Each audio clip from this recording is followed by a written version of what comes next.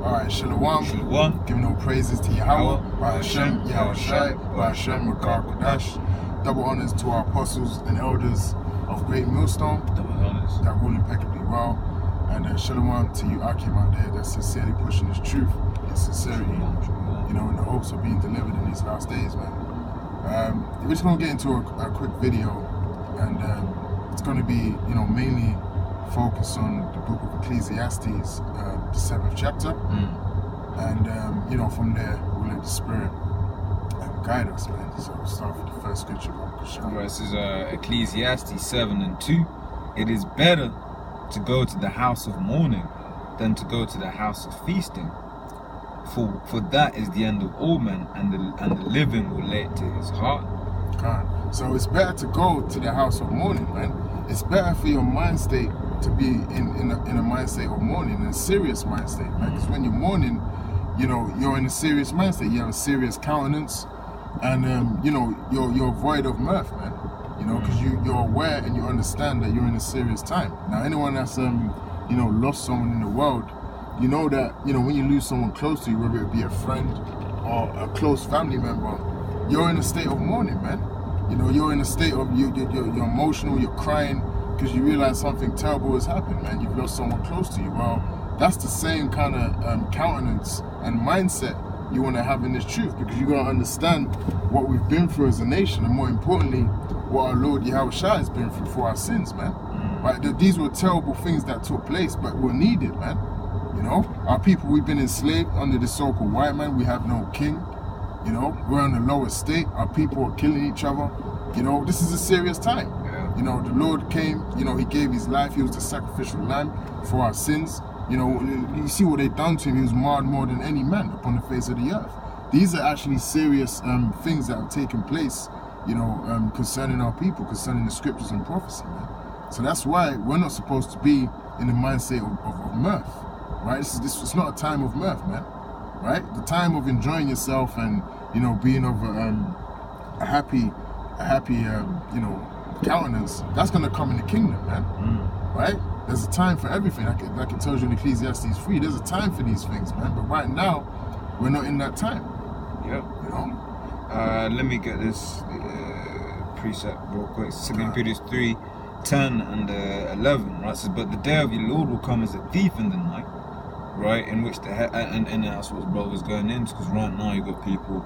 Well, you read that in Matthew 24, you know, they were marrying, giving in marriage, right? You know, they were, you know, having fun. You see that, like when, what do you call it, at the end of camp, right? Especially when we used to finish later, back in the day, right? At the end of camp, you just see all of these scantily clad women, you know, wearing some tight ass, revealing ass clothing and all of that, right? Going out clubbing, but here it is, they're going past the man of the Lord, not realizing the man of the Lord, saying that all that is coming to an end, right? So it says, in the which the heavens shall pass away with a great noise, and the elements shall melt with fervent heat. Now it's talking about those, you know, the effects of those ICBM nuclear missiles, right? It says the earth also and the works that are therein shall be burned up. Right, and here's the point. It says, seeing then that all these things shall be dissolved, right? So these ICBMs are gonna come, right? They're gonna wipe London off the face of the earth. They're gonna wipe America off the face of the earth, right? All of these major cities are gonna be wiped off the face of the earth.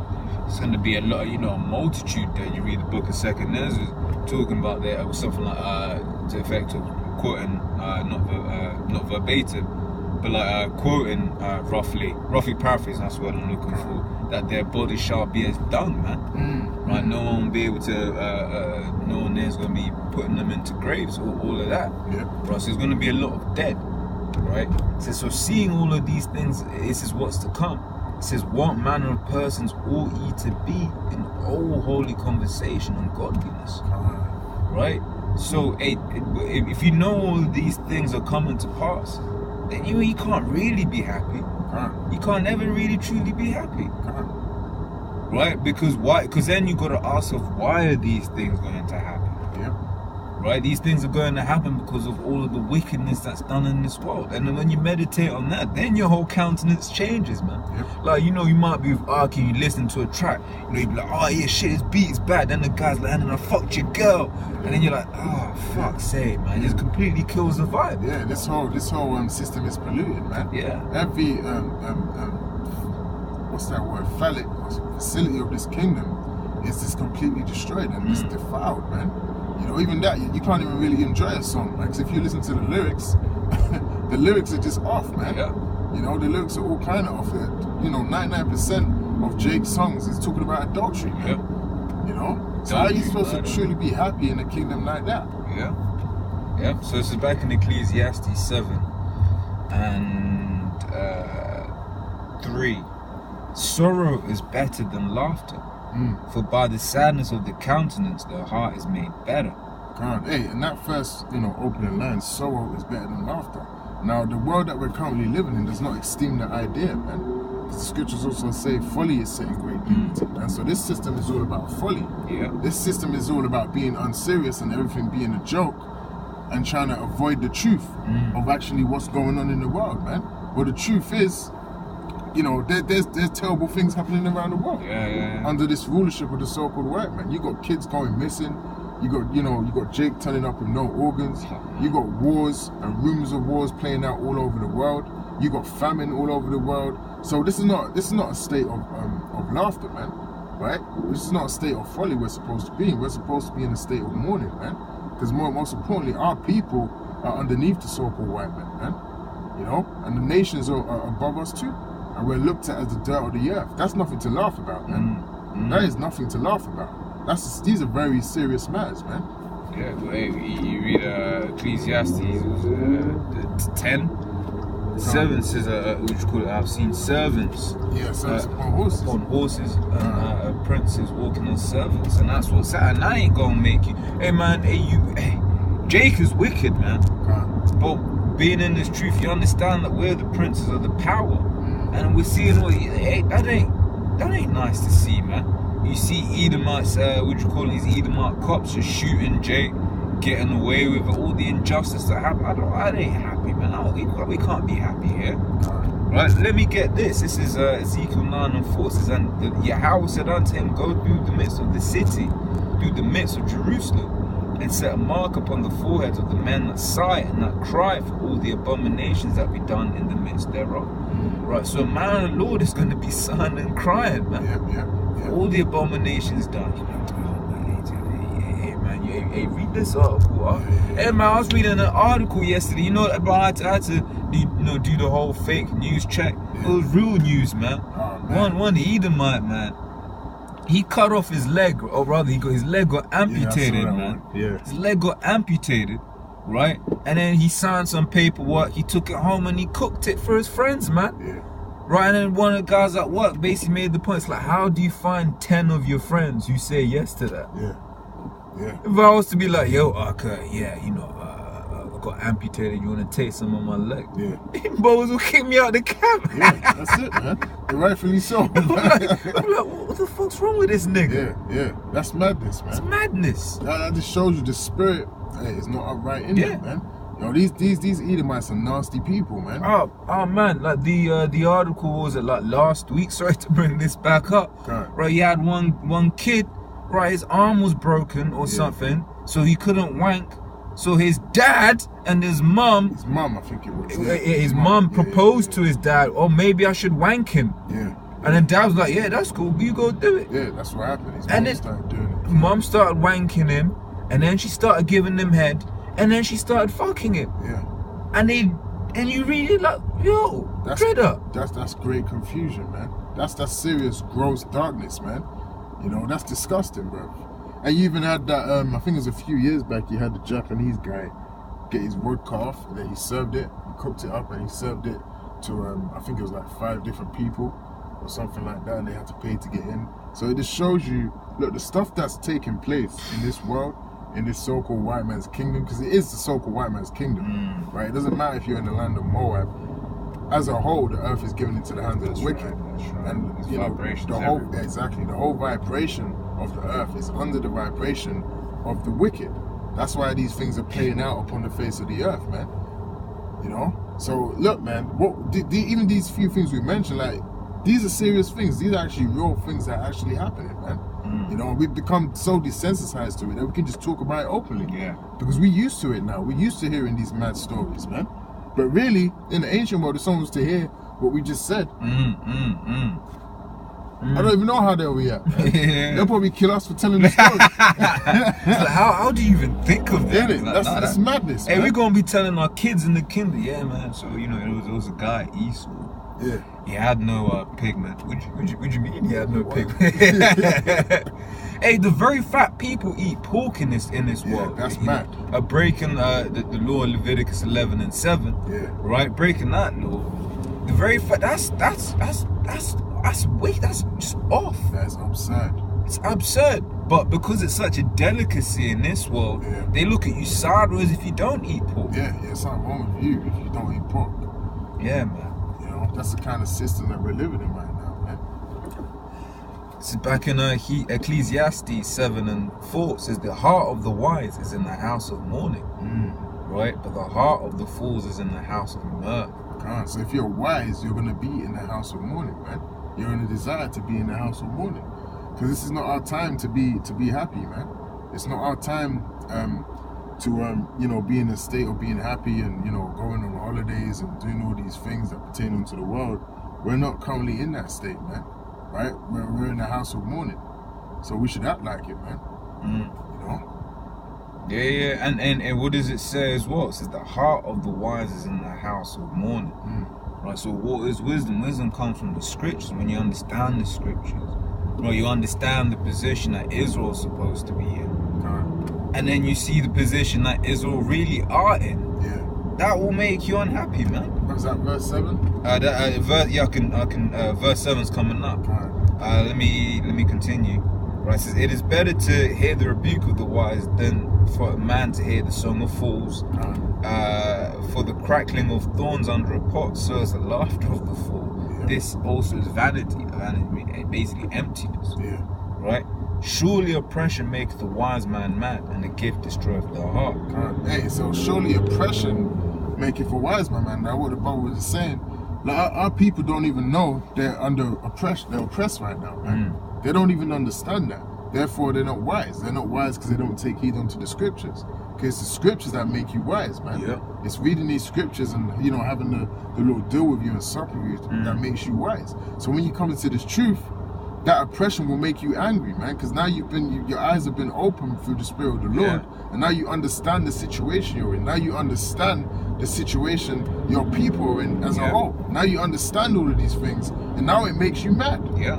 And then it makes you even more mad when you see our people that don't understand that this, mirthing it up and living in folly, happily just gallivanting in slavery. Yep. Hey, despite we might even tell these said niggas, man. You might be like, look, man, you don't really want to be doing that. In fact, you don't be doing that, man, because of X, Y, Z. Even if it's something that ain't directly, you got to take care of your body, etc. You might, you don't want to do that. You're gonna fuck yourself up. Yeah. And they'll be like, no, I ain't listening to this nigga. Yeah. Right, so I ain't listening to this nigga, and then you're like, and then shit happens. Like, I told this nigga, man. Yep. Right. Let me get this. Isaiah 33:6 says, and wisdom and knowledge shall be the stability of thy times, and strength of salvation. Right. So that wisdom and knowledge, you go. That wisdom and knowledge is going to be the stability of our times, man. That's going to bring solace to our minds, in that great and dreadful day. It's these scriptures, man. That's going to be our only defense at that moment, man. If you're locked up in a concentration camp, your hands are tied. What's gonna comfort you in that time? The scriptures, man.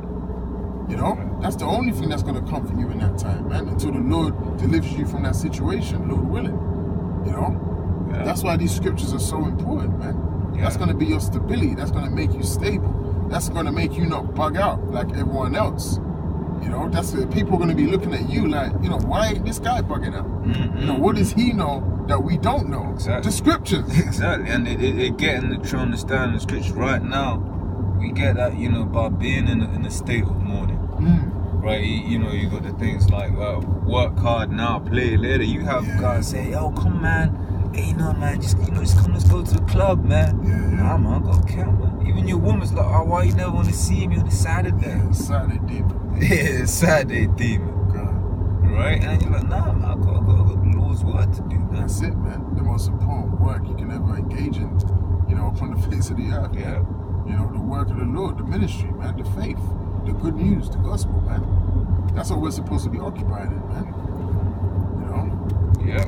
You got anything else, bro? Alright, I got a couple. This is Hebrews 13:14. For here we have no continuing city, but we seek one to come. Right, like we're going into. Right now ain't really the place. Not even really. Right now ain't the place for us to be, all having fun and being all happy and shit. Why? Because this ain't our city, man. But we seek one to come. We seek the kingdom of heaven, which the Lord has promised us, and it'll be a righteous kingdom. And I was saying you can't really have fun in this kingdom, because as soon as you do, you see some kind of pollution, right? And I'll get that in Micah 2:10. It says, "Arise ye and depart, for this is not your rest, because it is polluted. It shall destroy you, even with the sword destruction." And you see that with Jake, and Jake is completely destroyed, man. Right? Listen, imagine you might be, dealing with your woman or whatever, and you just walking down the street with her, and then you walk past her ex-boyfriend, man. Yeah. What's all that about? That's how. Damn right, man. You're walking past someone that's looked her in the eyes and popped her and done her all kind of ways. Yeah. And worst thing about it is, then she's gonna be in a certain kind of mood for the rest of the evening. Yeah. So those memories will come flooding back. Yeah. All them memories, all them hormones. That's she might even get wet. Because she remembers how he did her that time, and she's like, oh man, that was some of the best sex I ever had. Yeah. And then you're there all simple, and you won't even fucking know. That's the worst thing about it. Right? So, and it shall destroy you with the sword destruction, man. Let me see at some point. Right, it says, Revelation 21:4 says, "And the Most High shall wipe away all tears from their eyes, and there shall be no more death, neither sorrow, nor crying, neither shall there be any more pain. The former things are passed away." Yeah, so that whole sentiment of being in the house of mourning, that's for this time period right now, man. Because in the kingdom, we're not going to be in the house of mourning, man. Right? That's going to be our time to rule and to actually, be happy, man. That's the time we're going to be happy. That's the time we're going to be joyful, man. Yeah. But it's a balance. Because on this time, we had to go through certain things, man. In order to get to that point.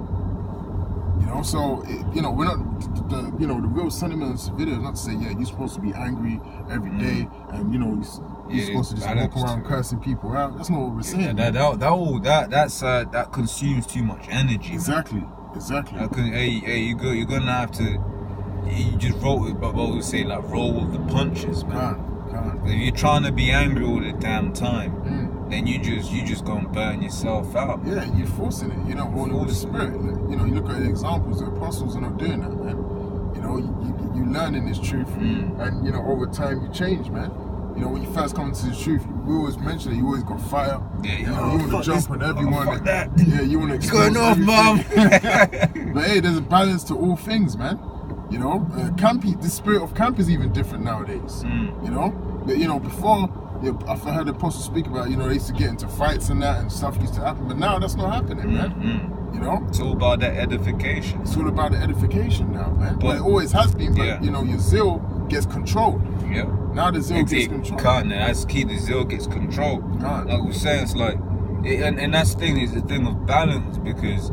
Not saying go around and be angry with everything, but it's like in your spirit will just be like, man, we need to get the fuck out of here. Yeah, because the scripture say be angry and sin not. Yeah.